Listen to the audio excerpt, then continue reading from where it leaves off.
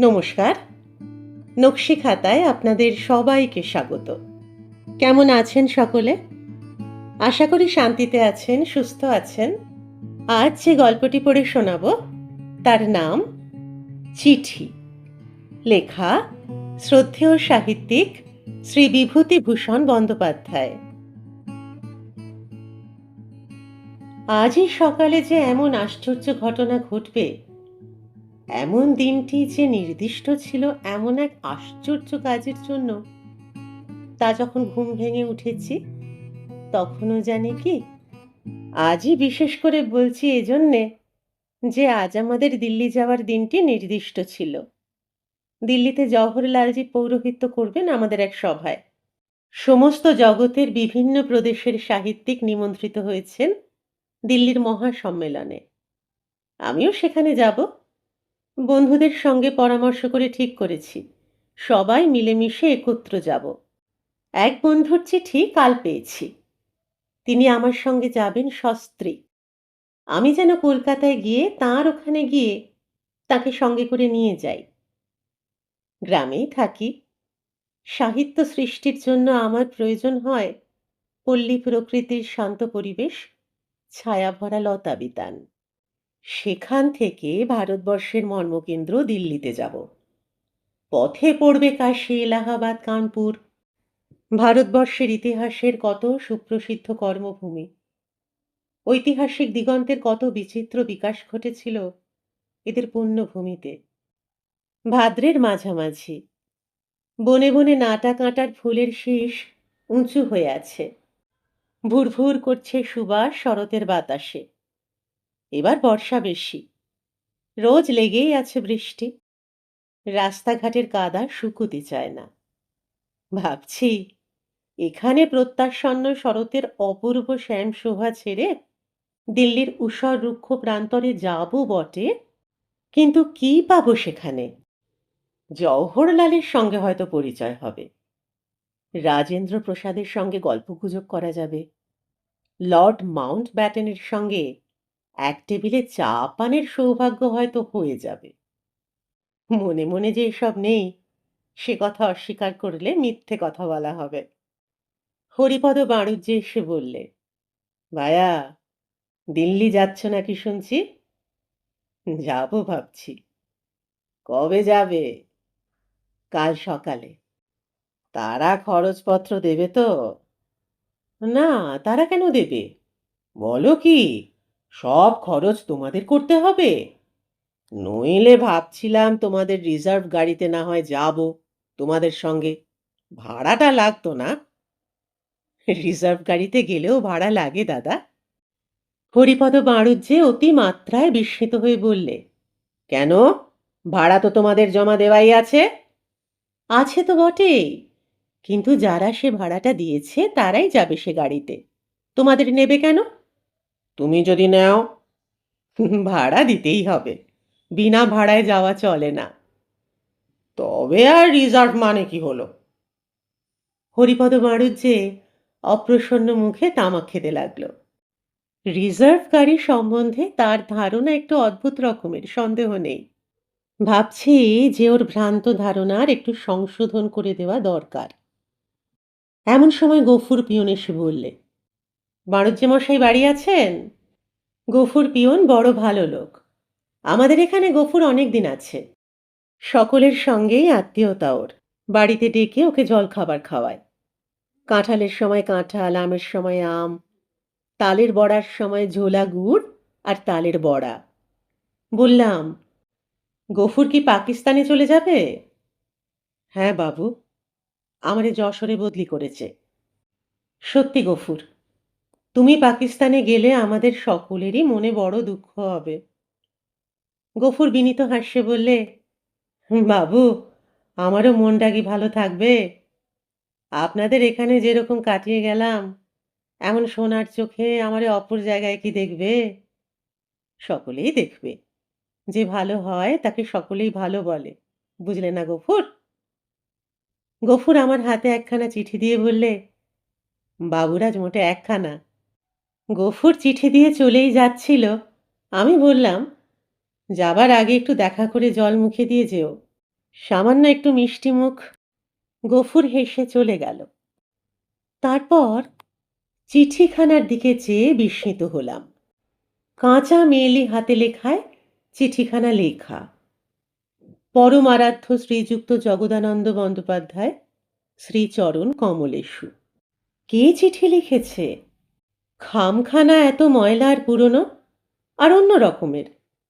এ আবার কি রকমের খাম? আজকালকার খামের মতো নয়। কোনো ভক্ত পাঠিকার চিঠি নাকি? খুলে ফেলা যাক। আশ্চর্য! এ কার চিঠি? চিঠিখানা এই: শ্রীচরণ কমলেশু, শ্রীচরণের দাসীকে কি একেবারে ভুলিয়া গিয়াছেন? অনেক দিন আপনার শ্রীচরণ দর্শন পাই নাই। আমরা কি অপরাধ করিয়াছি কি জানি।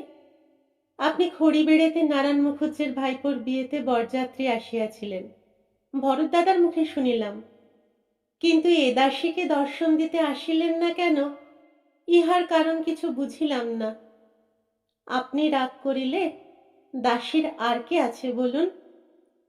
সেই ফুলশয্যায় রাতের দিন আমাকে আম খাওয়ানোর জন্যে আপনার কি জেদ! আমি আম খাইনি কেন জানেন? তাহা বলিব। বিয়ের দরুন ভালো চেলি পরনে ছিল জানো গো মশাই, তাই যদি নষ্ট হয়ে যায় সেজন্যে আম খাইনি। অমনি মশাইয়ের রাগ হলো। কি রাগ সারা রাত্রির! জানো, এখন আমার সেসব কথা মনে পড়লে হাসি পায়। না, এসব লিখিব না, তুমি আবার রাগ করিবে। এতদিন এখানে আসিলে না কেন? আমার উপর রাগ করিও না। তুমি এমন নির্দয়, আমার উপর মায়া হইল না? যাই হোক, তোমার উপর জোর আছে বলিয়া তাই তোমাকে বারবার জ্বালাতন করিতেছি। মা ও পিসিমা কত দুঃখিত ও চিন্তান্বিত হইয়াছেন। একবার আসিয়া তাহাদের চিন্তা দূর করিবেন। ভাবিয়া দেখুন, কতদিন আপনাকে দেখি নাই। না দেখিয়া আমার মনটার মধ্যে কিরকম হইতেছে। তুমি সেই গান গাহিয়াছিলে, বিভা দিদি গান গাহিয়াছিল, সেই সব কথা মনে পড়ে আর বুক যেন ফাটিয়া যায়। ওগো, তুমি আমাকে আর দুঃখ দিও না। একবার শ্রীচরণ দেখিতে বড় ইচ্ছা করে। ওগো, তুমি এবার আসিলে আমি কত গান শোনাবো। বিভা দিদির কাছে ও করকাকাদের বাড়ির সেজ বউয়ের কাছে কত গান শিখিয়াছি, শুনবে তো? এসেছে হৃদয়ের হাসি অরুণধরে, সম্মুখে রাঙা মেঘ করে খেলা, তরণী বেয়ে চলো নাহি বেলা। সুখ যদি না পাও, যাও সুখেরই সন্ধানে, কিছু নাহি চাবো গো আমি তোমার বিহনে। তোমাতে করিব দাস, দিরভ দিবস মাস। এই সব গান শিখিয়াছি। তুমি এলে চিলে কোঠায় দুপুরে দুজনে বসিয়া গাহিয়া শোনাব। রানী দিদি ঠাট্টা করে বলিয়া আমার গান গাহিতে লজ্জা করে। যা হোক, এবার ঠিক গান গাহিয়া শোনাব। আমায় আর কষ্ট দিও না। ওগো, অত নিদয় হয়ে দাসীরে চরণে ঠেলিও না। আমার প্রণাম নিও। ইতি তোমার চরণের দাসী নিরুপমা। তাং 22 ফাল্গুন 1324 সন, ফুলবেড়িয়া, জেলা নদিয়া। ভালো বুঝতে পারলাম না, বানান ভুল, ভাষা ভুল, ছেদ চিহ্নহীন এই চিঠিখানা কার? নিরুপমা? কে নিরুপমা? পত্রখানি মনে এক অপূর্ব ভাব এনে দিল। কতদিন আগেকার বিস্মৃত প্রথম যৌবনের সুবাস ভরা দিনগুলির বাতাসে মেশানো ছিল যে পিকোফুলের রসিকতা, নব বসন্তের পত্রশোভা, দায়িত্বহীন জীবনের নিশ্চিন্ত আরাম, মোহমদির দিগন্ত, অপরূপ মাধুরী এত কাল পরে আবার ফিরিয়ে আনলো চিঠিখানা। তবুও বুঝতে পারলাম না কার এ চিঠি। গত 24 সালের চিঠি এলো এই 54 সালের ভাদ্র মাসে। আচ্ছা, এও কি সম্ভব? আমার এতকাল আগেকার পরলোকগতা স্ত্রী নিরুপমার চিঠি এলো আজ 30 বছর পরে। এতকাল এ চিঠি কোথায় ছিল? কোন ডাকঘরের কোন আলমারির অন্ধকার কোণে আত্মগোপন করেছিল সুদীর্ঘ ৩০টি বছর? আমার যৌবন বয়সের চিঠি এলো যখন, আজ আমি প্রৌঢ়ত্বে উপনীত। আমার ফুলশয্যার পরে নবপরিণীতা বধূর করুণ আহ্বান লিপিখানি ডাকঘরের কর্মচারীরা এতকাল লুকিয়ে রেখে কী রসিকতা করতে চেয়েছিল আমার সঙ্গে। এই চিঠি আসছিল গত ৩০ বছর ধরে। কত ঘটনা ঘটে গেল এই ৩০ বছরে। আমার জীবনের উত্থান পতনের ইতিহাসের মধ্য দিয়ে, কত শোক দুঃখ প্রেম কাহিনীর মধ্য দিয়ে এই চিঠিখানা আসছিল। ৩০ বছর পরে এই চিঠি পেয়ে লাভ কি আমার?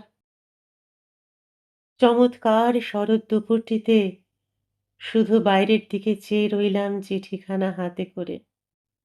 দূর আকাশের কোণে যেন বেলপুকুর গ্রামটিতে আমার প্রথম শ্বশুরবাড়ির চিলেকোঠার ঘরে আমার প্রথম পরিণয়ের নববধূ আজও যেন আমার পত্রের উত্তরের প্রতীক্ষায় বসে আছে।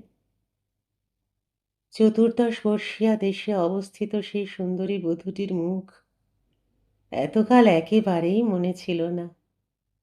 আজ হঠাৎ অতি আশ্চর্য রূপে স্পষ্ট হয়ে উঠল। আমার স্ত্রী ঘরে ঢুকে বললে, পিয়ন এলো দেখলাম, কার চিঠি এলো গো? অমন করে বসে আছো কেন? চমকে উঠে চিঠিখানা ঢাকা দিয়ে বলি, পিয়ন? আ, কই, চিঠি কিছু আসেনি তো। ও, আ, সই দিতে নিয়ে এসেছিল। নিরুপমা মারা গিয়েছে আজ কত বছর? ২৮-২৯ বছর খুব হবে। বিয়ের পর কতদিন বেঁচেছিল বা? বছর খানেক কি ১.৫ বছর হবে। গল্পটি শেষ হলো। দুটি লাইন মনে পড়ছে। তোমায় আমি হারাই যদি, তুমি হারাও না যে। এই বিশ্ব ব্রহ্মাণ্ডে কিছুই হারায় না। কেমন লাগলো জানাবেন। ভালো লাগলে চ্যানেলটি সাবস্ক্রাইব করে আমার পাশে থাকবেন। নকশি খাতাকে আপনারা নিজের করে নেবেন। সকলে খুব ভালো থাকুন, আনন্দে থাকুন, সুস্থ থাকুন, পরিবারকে নিয়ে শান্তিতে থাকুন। শিগগির দেখা হচ্ছে আরেকটি গল্প নিয়ে। আজ আসি।